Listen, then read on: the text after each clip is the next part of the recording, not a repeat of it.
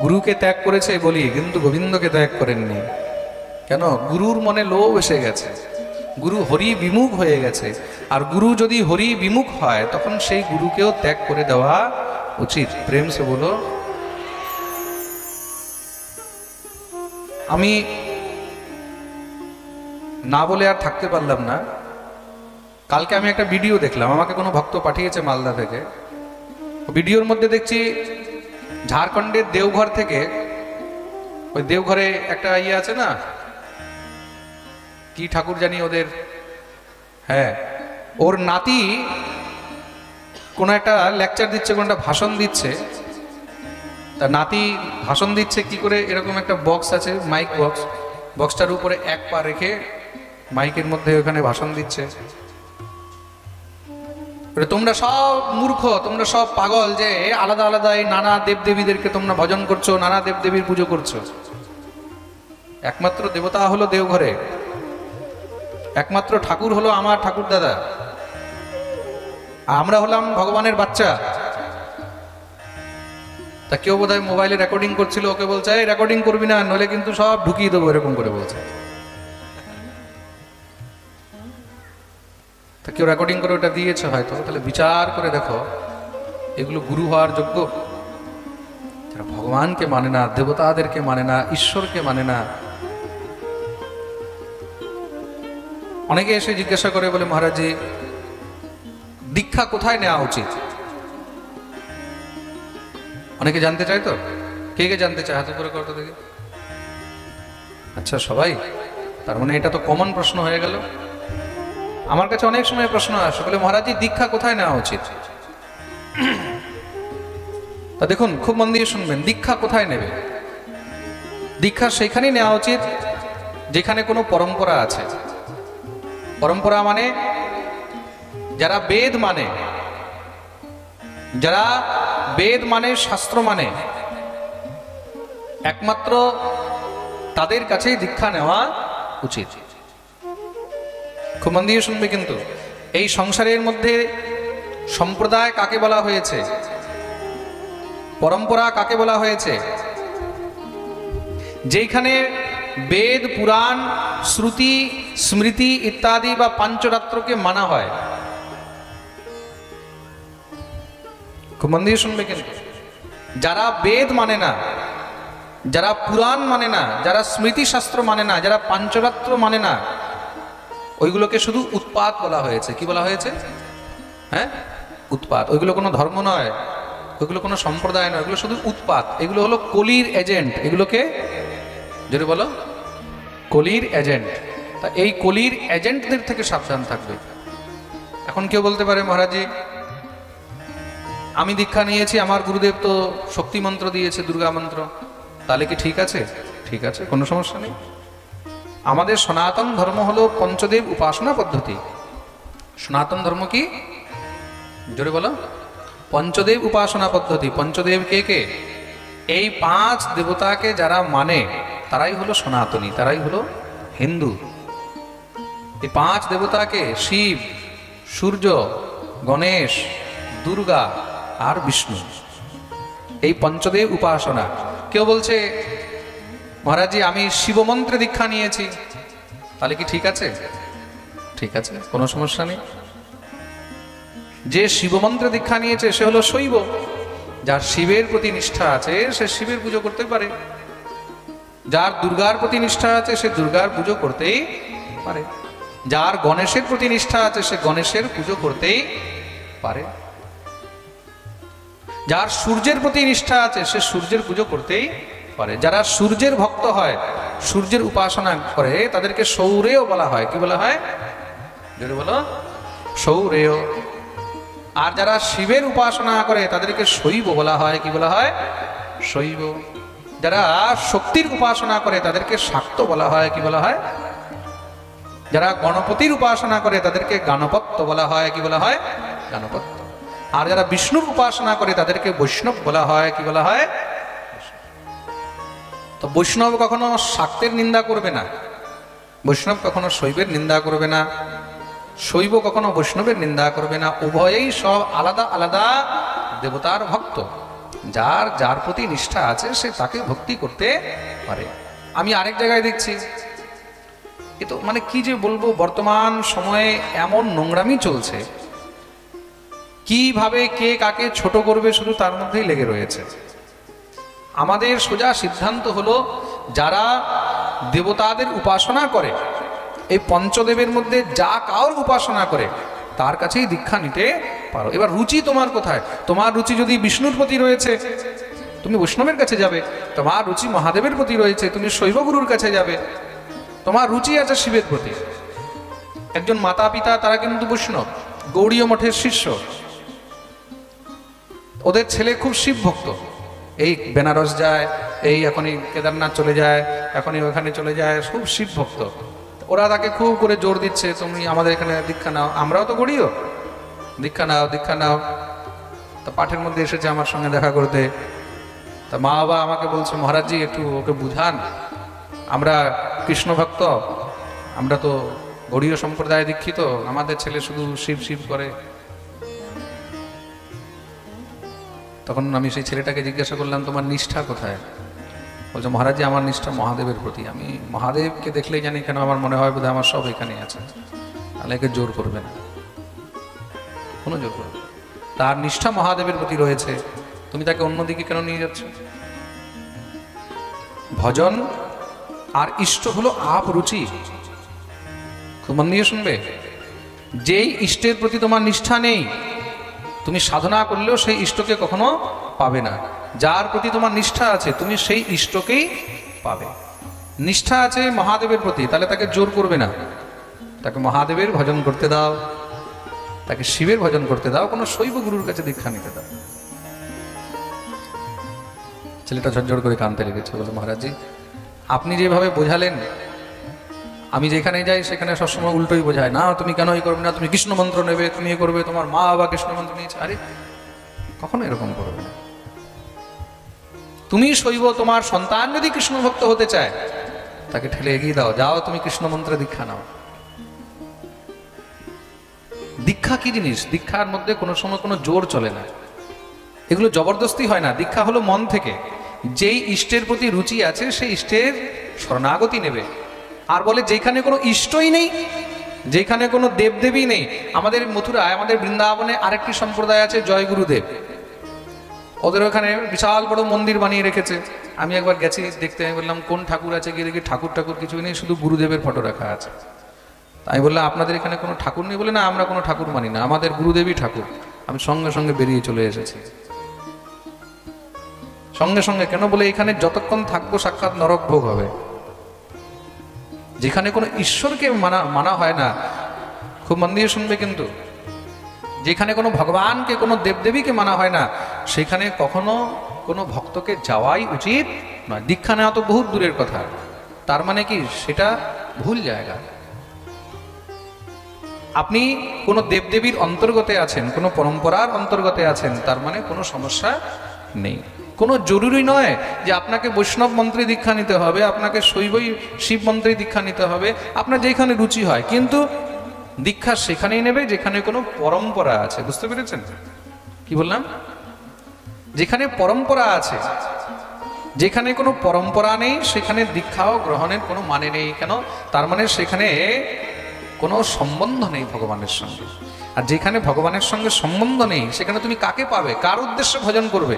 ভজনের তো একটা উদ্দেশ্য হয়, সাধনার তো একটা উদ্দেশ্য হয়। তা যেখানে কোনো ইষ্টই নেই সেখানে সাধনার কোনো উদ্দেশ্য নেই। তার মানে কি তুমি শুধু ঘুরে বেড়াচ্ছ কোথায়? বলে অন্ধকারে। তা গুরুর কাজ কি? গুরু শব্দের অর্থ কি? খুব মন দিয়ে শুনবে। যে আমাদেরকে অন্ধকার থেকে প্রকাশের দিকে নিয়ে যায় তিনি হলেন গুরু। তা আমরা জগতের মধ্যে অন্ধকারে ঘুরছি, আর প্রকাশকে? প্রকাশ হলেন স্বয়ং ভগবান, প্রকাশ হলেন স্বয়ং ভগবান। তা যিনি আমাদেরকে এই সংসার থেকে ধরে ঈশ্বরের দিকে ঠেলে নিয়ে যায়, ঈশ্বরের দিকে টেনে নিয়ে যায়, তিনি হলেন একমাত্র গুরু। অজ্ঞানতিমিরান্ধস্য জ্ঞানাঞ্জনশলাকয়া চক্ষুরন্মীলিতং येन তস্मै শ্রীগুরুবে নমঃ। শ্রুতি স্মৃতি পুরাণানি পঞ্চরাত্র বিধিম বিনা अहैतुक्य प्रतिहता। উৎপাতায়ৈব কল্পতে। যেখানে শ্রুতি বেদকে মানা হয় না, স্মৃতিকে মানা হয় না, যেখানে পুরাণকে মানা হয় না, পাঞ্চরাত্র শাস্ত্র মানা হয় না, সেগুলোকে একমাত্র শুধু কল্পিত আর উৎপাত বলেই মনে করা উচিত। তার মানে এই পরম্পরা ছাড়া অন্য জায়গায় যদি আপনি দীক্ষা নিয়েছেন, সেই দীক্ষার কোনো মানে নেই। যেখানে কোনো ইষ্ট নেই, যেখানে কোনো ভগবান নেই, সেখানে দীক্ষারও কোনো মানে নেই। প্রেম সে বলো। তাহলে কি সেখানে গুরু ত্যাগ করা যায়? বলে সঙ্গে সঙ্গে ত্যাগ করে দেওয়া উচিত। যখনই আপনি বুঝতে পারলেন যে আমি বহুত ভুল জায়গায় ফেঁসে গেছি, সঙ্গে সঙ্গে ত্যাগ করে দেওয়া উচিত। তাহলে যে বলছে গুরু ত্যাগ করা যায় না, তাহলে কোন গুরু ত্যাগ করা যায় না? একমাত্র আচার্য পরম্পরাযুক্ত যেই গুরু, সেই গুরুকে ত্যাগ করা যায় না। আর গুরু যদি আচার্য পরম্পরায় থেকে পরে যদি ভ্রষ্ট হয়ে যায়, তিনিও যদি ঈশ্বরকে ডিনাই করে, তিনি যদি ঈশ্বরের নিন্দা করে, গুরুদেব যদি ভগবানকে গালি দিচ্ছে, বলে তাহলে কি সেই গুরুর শরণাগতি নেওয়া যাবে? বলে একদম নেওয়া যাবে না। সেই গুরুর মুখ দর্শন করবে না। খুব মন দিয়ে শুনবে। দেব নিন্দুক যে দেবতাদের নিন্দা করে, ইষ্ট নিন্দুক যে ঈশ্বরের নিন্দা করে, যে গুরু নিন্দা করে, ব্রাহ্মণ নিন্দা করে, গোমাতার নিন্দা করে, তার মুখ দর্শন করতে নেই। তার মুখ দর্শন করা নরক দর্শনের সমান। তার জন্য কোনো সময় দেব নিন্দুক, ইষ্ট নিন্দুক, গুরু নিন্দুক, শাস্ত্র নিন্দুক এদের দর্শনও করতে, এদের থেকে দূরে থাকবে। কেন? বলে নিজে সে অনাচার তো করবেই, তার সঙ্গে আস্তে আস্তে তোমার বুদ্ধিকেও ভ্রমিত করে ভ্রষ্ট করে দেবে। তার জন্য সবসময় আস্তিক ব্যক্তি যে ভগবানের শরণাগতি নিয়ে রয়েছে, যার মুখে সবসময় হরিনাম থাকে, কৃষ্ণ নাম থাকে, সবসময় তারই আশ্রয় নিয়ে থাকবে। বলিয়ে সদ্গুরুদেব ভগবান কি। বাকি সামাজিক রূপে মনুষ্য মাত্রের মধ্যে দোষ হাজারো হতে পারে। একজন বলছে আমার গুরুদেব বিড়ি খায়।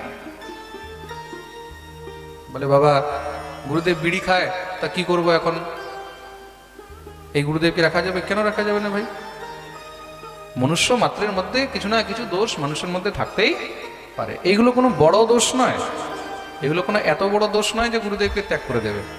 এখন হঠাৎ করে ভাবো, গুরুদেব বেচারা জীবনের মধ্যে 30-40 বছর 50 বছর ধরে এইগুলো খেয়ে এসেছে, কোনো কারণে এখন গুরুগিরিও করতে হচ্ছে। এখন সেই যদি এমন সমস্যা আছে, তখন কি গুরুদেব ত্যাগ করে দেবে? না না না, এসব কোনো বিষয় নেই।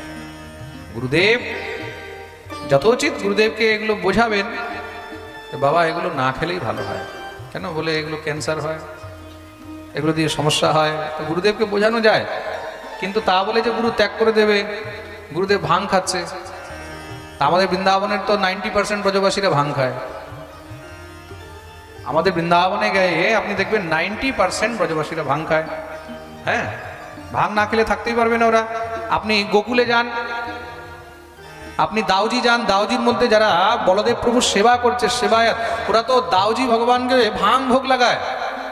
আপনি যখন গোকুলে যাবেন মহাবনে, ওখান থেকে দাউজিতে গিয়ে দেখবেন বিকালে 4টার সময় দাউজির ভোগ দর্শন হয়। কিসের ভোগ? ভাং। ভাং ভোগের দর্শন হয়। দাউজি মহারাজকে ভাং ভোগ লাগানো হয়।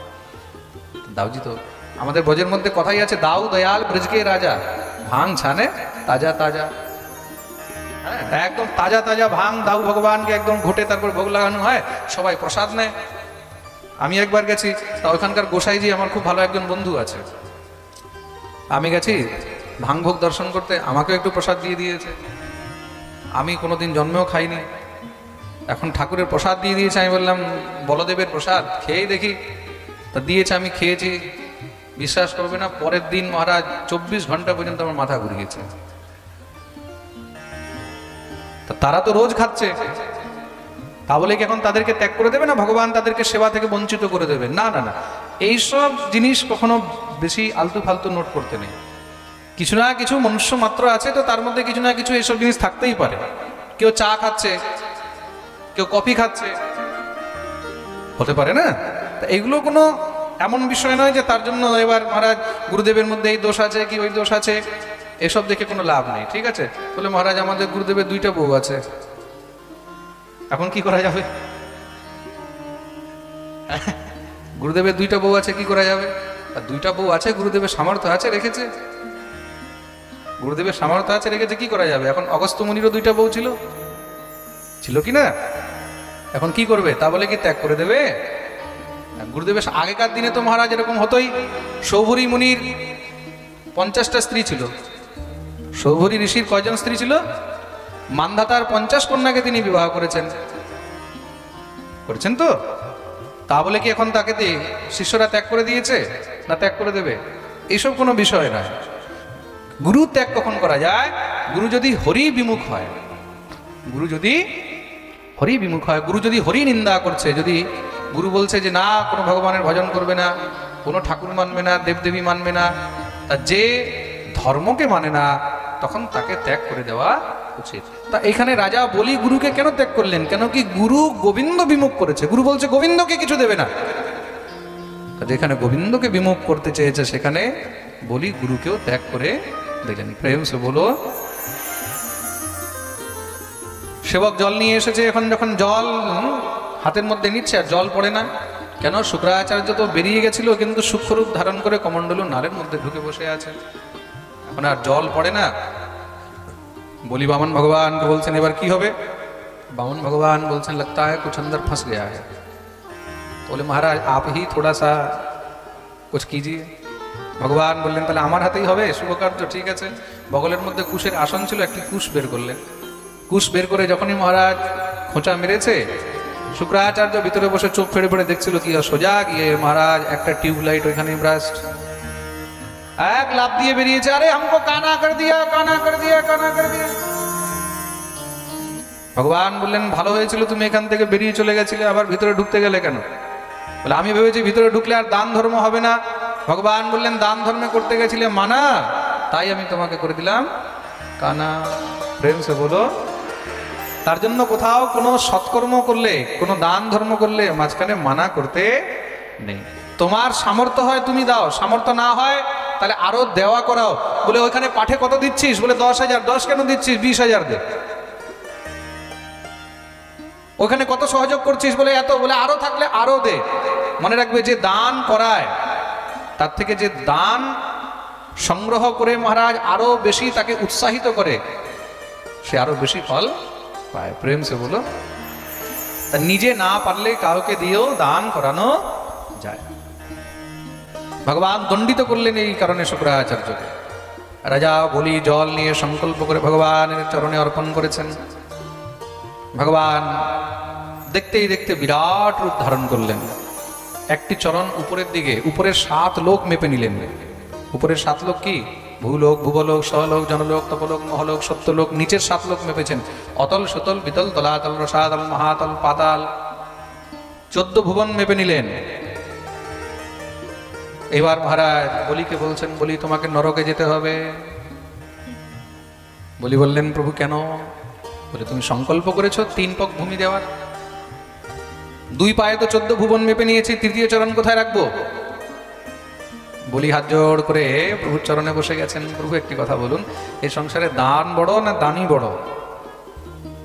ভগবান বললেন নিশ্চয়ই দানি বড়। দানি না হলে দান আসবে কোথা থেকে? তাহলে প্রভু আমি তো নিজের সর্বস্ব দান করে দিয়েছি, কিন্তু এখন এই দানি তো বাকি আছে।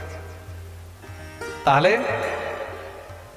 হে প্রভু নিজের এই তৃতীয় চরণ আপনি আমার মস্তকে রাখুন। ভগবান সঙ্গে সঙ্গে নিজের তৃতীয় চরণ বলির মস্তকে রাখলেন। পদম তৃতীয়ম কুরুশেষ নিমে নিজম। যখনই মস্তকে চরণ রেখেছেন চারোদিকে দুন্দুভি বাজছে, জয় জয়কার হচ্ছে, দেবতাগণ পুষ্পবৃষ্টি করছেন, প্রহ্লাদ স্তুতি করছেন। বলিয়ে বামন ভগবান কি জয়। ভগবান বললেন বলি আমি তোমার উপর অত্যন্ত প্রসন্ন হয়েছি। বলো তুমি কি চাও? বলি বললেন প্রভু আপনার চরণরূপী ছত্র ছায়া পেয়ে আর কোনো বস্তুর অভিলাষা নেই, আর কিছু চাই না। ভগবান আরো খুশি হয়ে গেলেন। ভগবানের কাছে কিছু না চাইলে না ঠাকুর আরো বেশি খুশি হয়ে যায়। ভগবান বললেন বলি যাও তোমাকে সুতল লোক দিলাম, তুমি আজ থেকে সুতল লোকে থাকো, ওইখানে তোমাকে কেউ ডিস্টার্ব করবে না। দেখুন মানুষের জীবন পেরিয়ে যায় একটা ঘর বানাতে, আর ভগবান বলিকে একটি লোক দিয়ে দিলেন, পৃথিবীর মতন আলাদা একটি লোক। আর বলে আগামী মন্বন্তরে তুমি ইন্দ্র হবে। এখন চলছে বৈবস্বত মন্বন্তর, এরপরে যখন সাবর্ণী মন্বন্তর আসবে তখন গিয়ে বলি আমাদের ইন্দ্র হবেন। বলিয়ে ভক্তবৎসল ভগবান কি। বলি ভগবানের কাছে একটি প্রার্থনা করলেন, বলে প্রভু একটি কথা বলুন, এত কিছু যদি আমাকে দিতেই হয় তাহলে আপনি আমার সর্বস্ব হরণ করলেন কেন? আপনি আমাকে ইন্দ্রপদ দিয়ে দিলেন, সুতল্লোক দিয়ে দিলেন না চাইতেই, তাহলে আমার এত কিছু হরণ করার কি দরকার ছিল? তো ভগবান এখানে উত্তর দিচ্ছেন, ব্রহ্মণ ইয়মনু গৃহ্ণামি তদ্বিষো বিদুনোম্যহম ইয়ন্মদঃ পুরুষঃ স্তব্ধো লোকম মাম চাবমন্যতে। এই সংসারে যখন আমি কার উপরে কৃপা করি তখন আগে আমি তার সর্বস্ব হরণ করে নিই। যে করে আমার আশ আমি তার করি সর্বনাশ। অনেকে ভাবে আমরা ভগবানের ভজন করছি, ভগবানের সাধন করছি, ঠাকুরের পুজো করছি, দিনরাত তিলক করছি, মালা করছি, জপ করছি, তা আমাদের সঙ্গে এরকম হলো কেন, আমাদের সঙ্গে এত খারাপ হচ্ছে কেন? তা মনে রাখবে ভগবান নিজে বলছেন, যে করে আমার আশ আমি তার করি সর্বনাশ। তবুও যদি না ছাড়ে আমার পাশ তবে আমি হই তার দাসের দাস। ভগবান তোমার সর্বস্ব হরণ করতে পারে। সর্বস্ব বলতে কি? তোমার অর্থ হরণ করতে পারে, স্ত্রী হরণ করতে পারে, পুত্র হরণ করতে পারে, স্বামী হরণ করতে পারে, তোমার মান যশ প্রতিষ্ঠা সব শেষ করে দেবে ভগবান, কিন্তু ভয় পাবে না। তার মানে কি? জীবনে যখন দেখছো সব হারিয়ে যাচ্ছে, তার মানে ভগবান তোমার এখন পরীক্ষা নিচ্ছে। আর পরীক্ষা আমাদেরকে উত্তীর্ণ করতেই হবে। তুমি যদি ভয় পেয়ে যাও মাঝ রাস্তা থেকেই সেখানে তুমি ফেল হয়ে বেরিয়ে যাবে। ভগবান তোমার পরীক্ষা নিচ্ছে। সর্বস্ব হরণ মানে কি? ইয়ন মদঃ পুরুষঃ স্তব্ধ লোকম। ভগবান তার শ্রী যশ মদ মানে প্রতিষ্ঠা সব হরণ করে নেয়, কিচ্ছু ভগবান রাখেন না। কেন? কিছু থাকলেই তো তখন অভিমান থেকে যাবে। তা জীবনে ভগবান কোন সময়কার কি হরণ করবে তুমি বুঝতেও পারবে না। কার স্ত্রী হরণ করে নেবে, কার পুত্র হরণ করে নেবে, কার স্বামীকে হরণ করে নেবে, কার অর্থ হরণ করবে, কার মান সম্মান হরণ করে নেবে। ভগবান কিছু না কিছু হরণ করে তখন গিয়ে পরীক্ষা নেয়, দেখে যে এখনো সে আমার চরণে আছে না আমাকে ছেড়ে দিয়েছে। যদি দেখছে যে এখনো সে আমাকে ছাড়েনি, তখন ভগবান বলছেন, আহা মানস্তম্ভ নিমিত্তানাং জন্মাদীনাং সমন্ততঃ সর্বশ্রেয়ঃ প্রদীপানাং হ্যন্তমুহ্যেন মৎপরা। তার সর্বস্ব হরণ করার পরেও যখন আমি দেখছি যে এখনো পর্যন্ত সে আমার শরণাগতি নিয়ে আছে, তখন সর্বশ্রেয়ঃ প্রদীপানাং, সংসারের সর্বশ্রেষ্ঠ বস্তু আমার কৃপা, তখন আমি তাকে অর্পণ করি, তাকে নিজের শরণে রেখে নিই। প্রেম সে বলো। জীবনে যখন কষ্ট আসবে, দুঃখ আসবে, তখন মনে রাখবে অনেক কিছুই আমাদের যেতে পারে। তার মানে কি? ভগবান এখন আমাদের পরীক্ষা নিচ্ছে। আর তখন সেইগুলোকে সহ্য করে ও গোবিন্দের চরণ ধরে রাখতে। কুছ না বিগড়েগা তোমারা হরি শরণ আনে কে। আহা, বড় সুন্দর ভাব আমাদের ভক্তরা।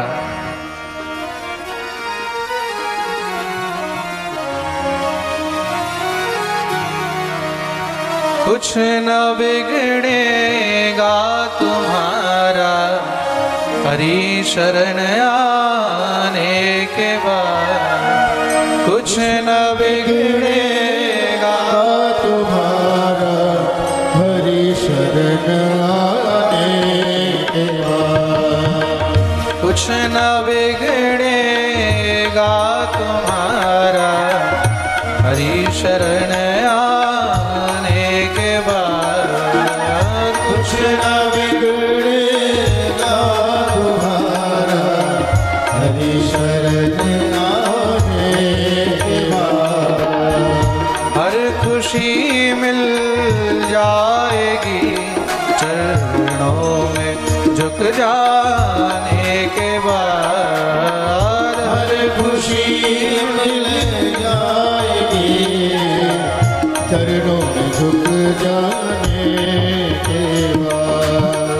हर खुशी मिल जाएगी चरणों में झुक जाने के बाद।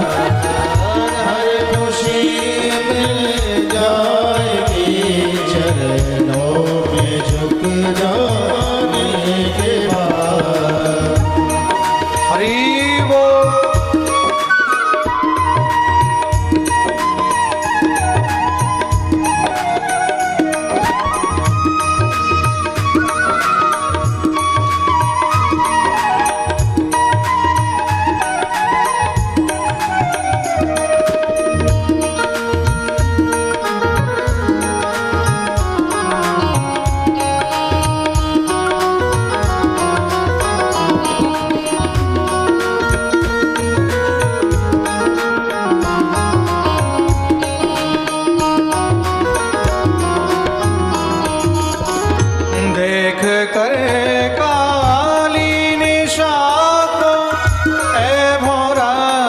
मत हो निराश। देख कर काली शाम है भर मत हो उदास। देख कर काली निशा को ऐ भोरा मत हो निराश। देख कर काली शाम है भर मत हो उदास। बंद कलियां फिर खिलेंगी, बंद कलियां फिर खिलेगी रात ढल जाने के बाद। कुछ नवलियाँ फिर खिलेगी रात ढल जाने के बाद।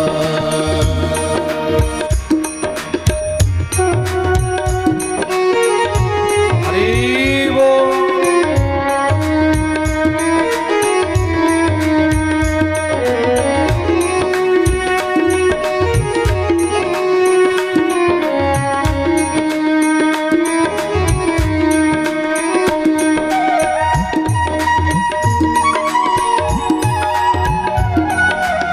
श्री राधे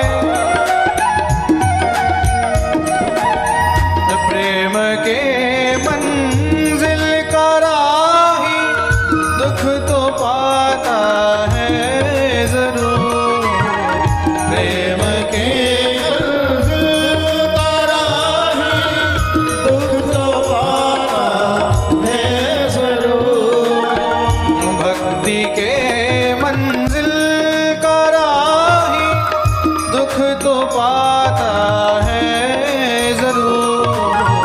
भक्ति के मंजिल का राही दुख तो पाता है जरूर। बीज फल देता तभी है, बीज फल देता तभी है मिट्टी में मिलने के बाद। बीज फल देता तभी है मिट्टी में मिल जाने के बाद। कुछ न बिगड़ेगा तुम्हारा हरि शरण आने के बाद। कुछ न बिगड़ेगा तुम्हारा हरि शरण आने के बाद। कुछ नहीं बिगड़ेगा जो गोविंद की शरण में है। बोले महाराज मेरा तो सब बिगड़ गया। महाराज मेरा पैसा भी चला गया, मेरा अर्थ भी चला गया, मेरा पुत्र भी चला गया, मेरी पत्नी भी चली गई, मेरा तो सब बिगड़ गया। बोले सब तुम्हारा था क्या? ये जो तुम मेरा मेरा करते हो ना कि मेरा बेटा, मेरी पत्नी, मेरा पैसा, मेरा घर, ये तुम लेके आए थे अपने साथ? बताओ, बोलो। लेके आए थे? ऊपर से पैसा लेके आए थे, बेटा लेके आए थे, पत्नी लेके आए थे, घर लेके आए थे, गाड़ी लेके आए थे, तो क्या मेरा मेरा कर रहे हो? मेरा तो कुछ था ही नहीं। मेरा तो सिर्फ एक ही है और वो मैं हूं। मैं था, मैं हूं, इसका मतलब मेरा कुछ नहीं गया। भगवान ने तुमको मुक्त किया है। किससे? मोह से, माया से। ये मेरा मेरा क्या है? ये सब माया है, ये सब मोह है। जब तक माया है तब तक मोह है, तब तक उसका भजन नहीं। फूल से जाकर के पूछो, फूल से जाकर के पूछो, कैसी छाई है बहार। फूल से जाकर के पूछो कैसी छाई है बहार। फूल से जाकर के पूछो कैसी छाई है बहार। फूल से जाकर के पूछो कैसी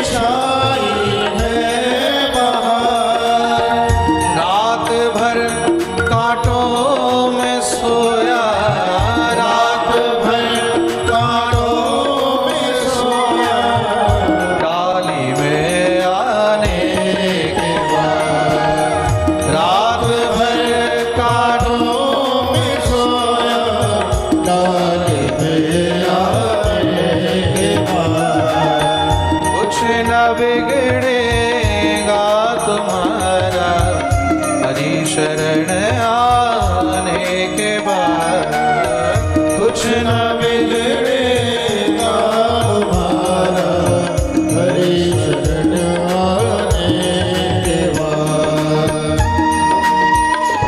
हरि वो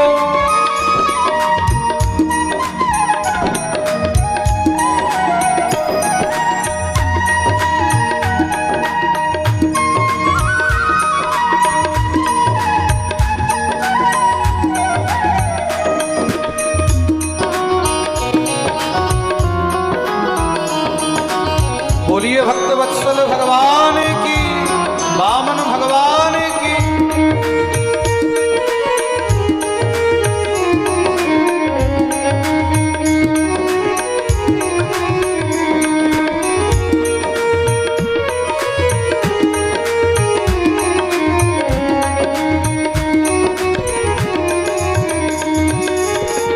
प्यार करे संसार को तुम, नाम लो घनश्याम का।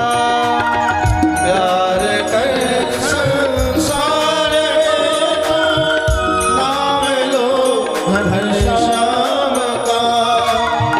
प्यार करे संसार को तुम, नाम लो घनश्याम का। संसार को नाम लो घनश्याम का। सूखी बगिया फिर खिलेंगी, सूखी बगिया फिर खिलेगी। ऋतु बदल जाने के बाद। सूखी बगिया फिर खिलेगी।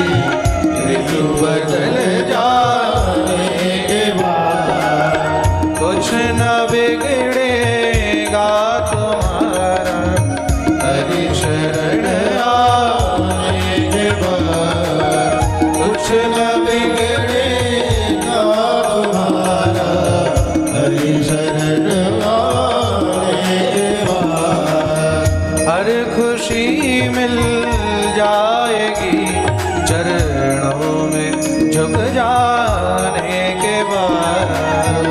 हर खुशी मिल जाएगी चरणों में झुक जाने के बाद। कुछ न बिगड़ेगा तुम्हारा हरि शरण आने के बाद। कुछ न बिगड़ेगा तुम्हारा हरि शरण आने के बाद। हरि शरण आने के बाद। हरि शरण आने के बाद। बोलिए भक्तवत्सल भगवान की।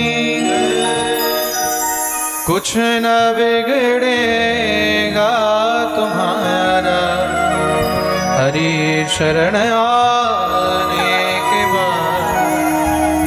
हर खुशी मिल जाएगी चरणों में झुक जाने के बाद। भगवान एकदम स्पष्ट रूपे बोले दिलेन, ये समय प्रापित स्थानम दुष्प्राप ममरैवपि। আমাকে যদি পেতে হয় তাহলে তোমাকে অনেক কিছু হারাতে হবে। প্রেম সে বলো। এই যে আমি আর আমার যে অভিমান, এই অভিমানটাকেই ভগবান আগে নষ্ট করে দেন।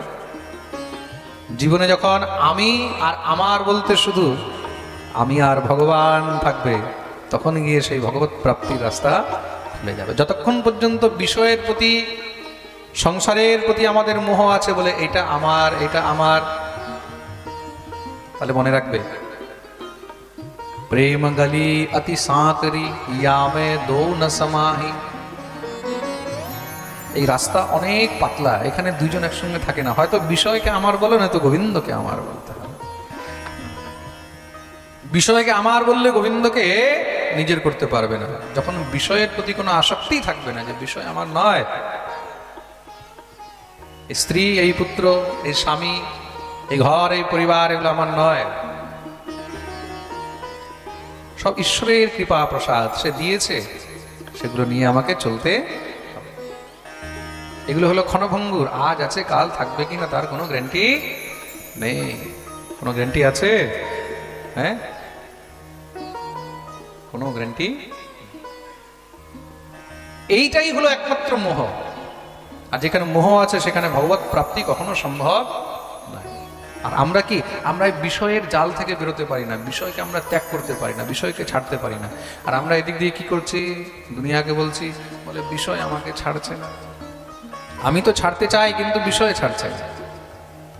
দুই বন্ধু ছিল, দুই বন্ধু একবার ঘুরতে বেরিয়েছে নদীর ধারে। ঘুরতে ঘুরতে হঠাৎ করে নদীর মধ্যে দেখছে একটা কালো কম্বল ভেসে যাচ্ছে। কি সুন্দর কালো কম্বলটা।